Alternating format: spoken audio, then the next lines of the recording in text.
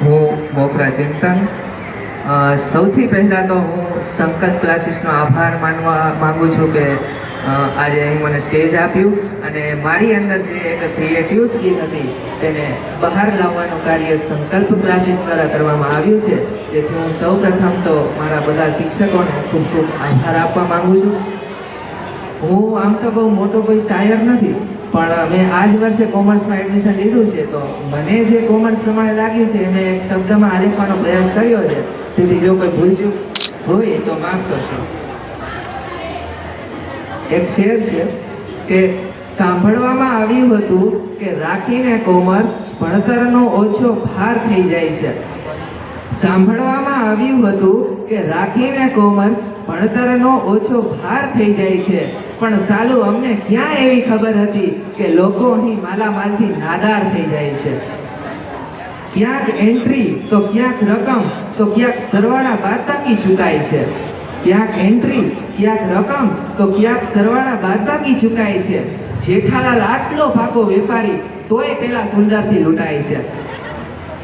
મારા દ્વારા રચાયેલી એક આ ગઝલ છે કે ડેબિટ ક્રેડિટમાં દિલ મારું ખોવાઈ ગયું, બેલેન્સ શીટમાં જીવન મારું ગોઠવાઈ ગયું.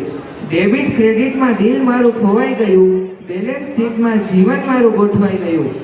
આમ નોનની એન્ટ્રી તો બરાબર કરી દઈએ, પણ લાઈફની એન્ટ્રીમાં ટોટલ ગડબડાઈ ગયું. હવે ઇકોનોમિક્સ માંગ અને પુરવઠો જો, કહે ઇકોનોમિક્સ માંગ અને પુરવઠો જો, છતાંય બજારમાં દિલ સસ્તામાં વેચાઈ ગયું.